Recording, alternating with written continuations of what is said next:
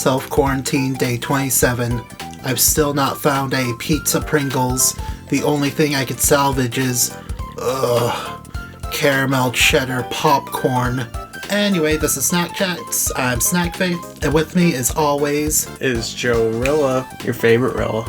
Today we'll be talking about two animated Netflix video game movies, Pokemon Mewtwo Strikes Back Again, and Dragon Quest Your Story. Isn't it like Strikes Back Evolution, or like... I don't know, it's the same movie. It basically is...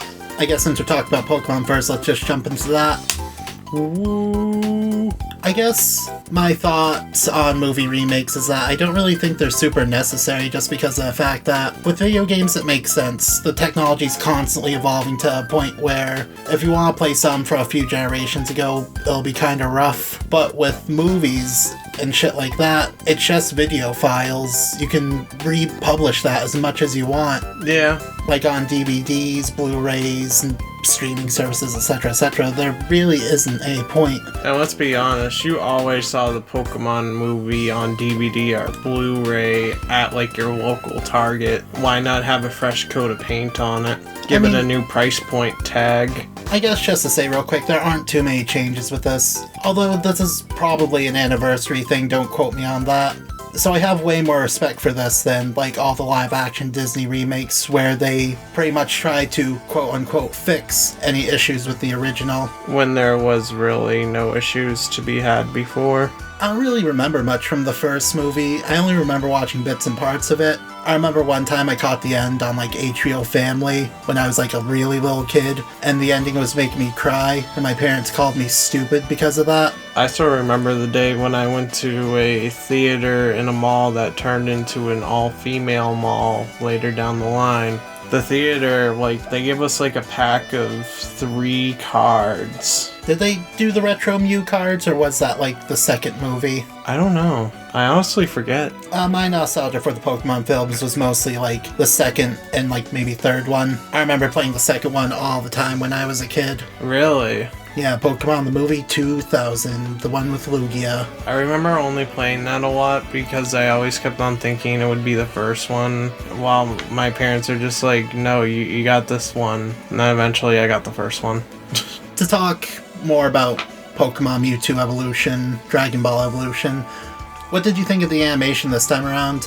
For this, like, you know those cards that like are in 3D, the Pokemon 3D cards?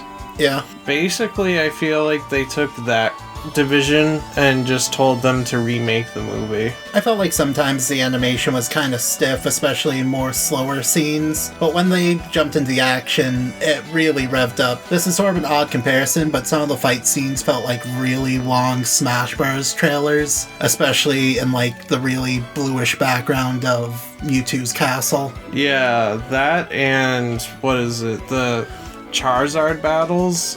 I don't know why, I feel like those battles were a lot more epic than the older ones. I mean, probably because in 3D you're able to do a lot more dynamic camera movements. That too, like, I still have to look at a comparison, but by far with those battles, because it's in 3D, it looks a lot better. Yeah. The only change that I noticed off the top of my head was just they changed James and Jesse from Vikings to sailors. Maybe it was offending some people? I'm pretty sure if the Vikings were still alive, nobody would care. I didn't know Vikings still existed. They mostly live in Minnesota. I don't know, maybe like some historical people were like getting really offended, I don't know. Although they did decide to keep the wacky accents for that bit. Yeah, it was pretty funny. Before we steer off from the art stuff, I wanted to bring up that I feel like the art style works very well in like whenever they're in Mewtwo's castle and it's supposed to look creepy, dreary, and supposed to emit that type of aura, essence, whatever you want to call it. But the thing is that when you're in these more happy scenes, like when you see Ash battle that random dude that they just butchered, like his character design, I don't know why, it just felt like the shadows were so dark. It was sort of confusing tonal wise for me. It's that one boat dock lady who was like in one scene was really extra. Yeah, she was pretty emotional, and she never appears again. Yeah. Ever in the series. But also, one more thing. Generic orchestrated music does not feel nearly as good as dated, 90s music? Early 2000s music? Yeah. When the Pokemon were, like, fighting each other, I was just listening to My Brother, whatever that song was, in my head on loop, whatever I could remember, instead of that stupid orchestrated stuff. Brother, my brother, tell me what are we fighting for? We got to end this war. We should love one another. Oh, can't we just pretend this one? I guess just one final thought for me before we start talking about Dragon Quest. One thing I was sort of hoping for this movie was they would bring back, like, the cut stuff from the American version, like the extra intro where Mewtwo's with that guy's dead daughter. Yeah, I mean, that was fully animated in the original one, but they just didn't, like, put it in due to whatever constraints. I think they cut it out of the English version because they think that would sort of fly over kids' heads. It probably would. And it got, like, really dramatic. It did, but the thing is that we still want it. But yeah, I would have liked it in the 3D one. Did they animate it for, like, the Japanese version? I would have to double check. I'll double check while editing, post what I find on the screen up here. Just put a check or an X. I do want to mention, though, this is honorable. It's sort of forgettable, but it's not like you gotta hate Disney for The Lion King and stuff like that. And I'm pretty glad that you could give your children something sort of brand new, but also not at the same time with what you grew up with, and were very emotional with. I'm sure a lot of people, including me, thought of the Pokemon movie as like their first emotional movie that they cry to. I would consider this like the first time I watched this movie from start to end, and I can really see how this movie had a lot of like the retro anime movie whimsy and like the 90s cheese, and it was just sort of a fun watch. It's not the best movie I've ever seen, but it's not trying to be. It just isn't. And plus, it's a Netflix original. You're getting it for free. Just watch it. So you want to start transitioning into Dragon Quest Your Story? Of course. Like, I was oddly surprised that this was so well that I honestly want to recommend it to a friend and make them watch it with me a second time.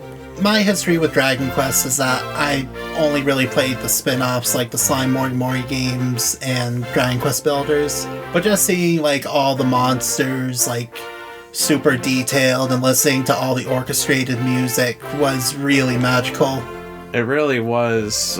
Since you're bringing up the music thing, I don't know, it's just been a while since there's been recognizable music in movies that really elevate the level of the movie, which was missing in Pokemon. Yeah, I felt really nostalgic when I heard like a familiar tune. Even though we never really played Dragon Quest. Like I said, I played primarily the spin-offs and they reused the music in those a lot. So, but even then, it still gives you a nostalgic feeling while also making it feel like it's one of those older movies that had an amazing soundtrack that you actually want to buy at Target or Walmart. I was afraid at like the midway point of the movie that the pacing would be like really bad because of how many like cuts and how they do like a lot of montages and flash forwards. Well, in hindsight, the movie felt like way longer than it actually was. And not in a bad way, but more of I'm invested, I don't really want this to end sort of way. Right. Not only that, I'm sure everyone's saying this, but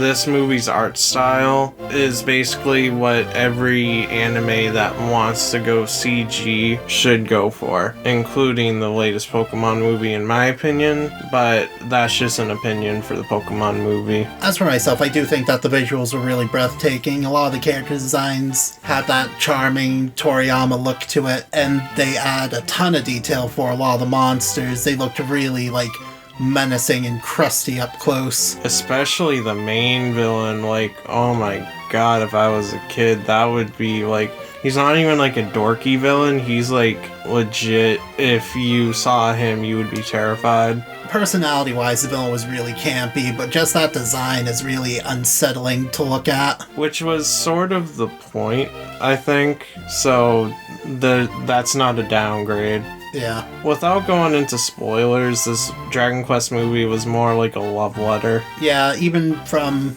I guess the small issue I had is that they told a chunk of the story in like a beginning sequence where they showed like the retro visual style. So once we start getting into a story and when our main character's revisiting some places, it's sort of like they expected you to like really get the full like story behind that opening like retro scene. Like, oh, it's that character from the opening.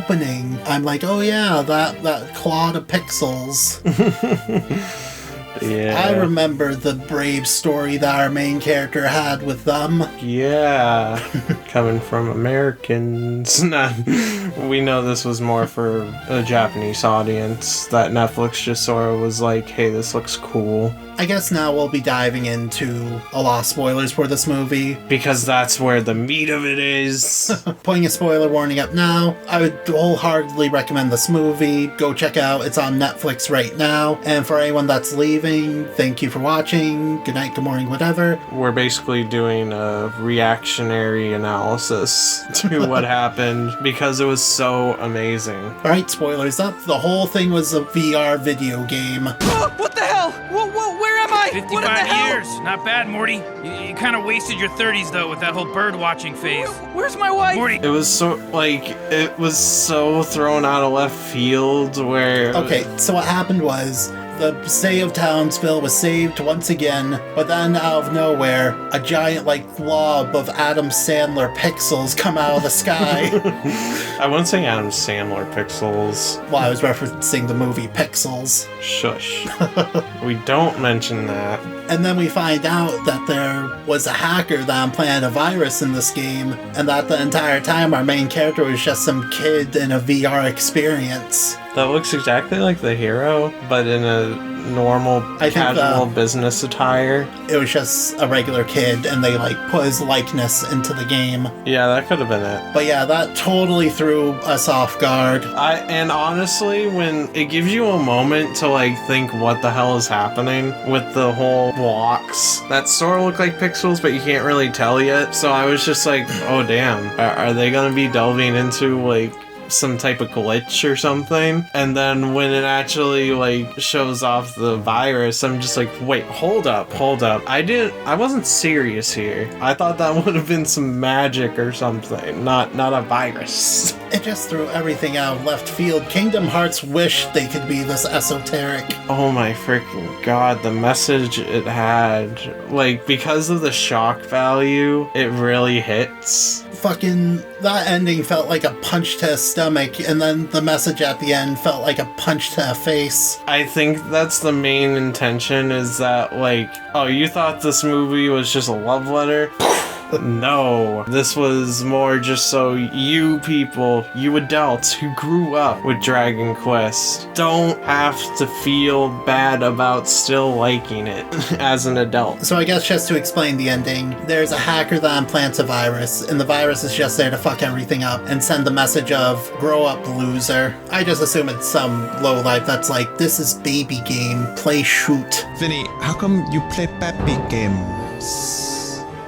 Why do you not shoot? That too. And the whole thing, he was like, why do you even care about this? Nothing matters. None of this is real. But the whole point of the story is that, like, even though this is a game, we still have all these experiences. We still fall in love with the characters. We still follow the story. We still want to make it to the end. And it sort of just shows that with video games, these stories matter. These characters matter to us. They're real to us. And, like, we have people villainizing video games and the people who play it all the time. Like, oh, video games are for kids only. Video games cause a bunch of health issues. Video games aren't real and don't matter. And I feel like in Japan, where Dragon Quest is most popular, playing video games is still kind of a taboo subject for a lot of people. You shouldn't be ashamed for enjoying something that you love. And that's just a really important message. It doesn't matter if it's not real. A lot of people fall in love with movies and books the same way they do with videos game. Games just mean a lot to people beyond surface value, I guess I would say. Yeah. I feel like if this movie ended with just them being the bad guy and the day was saved, I would still think that this movie was great, but with that ending and the message that they had, I would say that this movie's spectacular. It's unforgettable. This is something that I would want to go back to time and time again. Just for that message, like I said before, I want to recommend it to some of my friends that are sort of like, they want to fight against the message of playing video games is just for kids.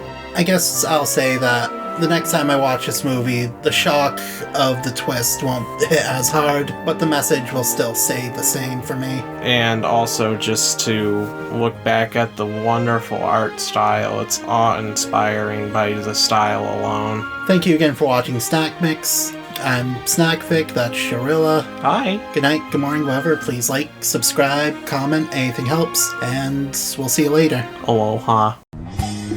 It's only magic. Isn't it amazing when you know? Every second that you see is 24 connected pieces. Thank you for coming, thank you for staying.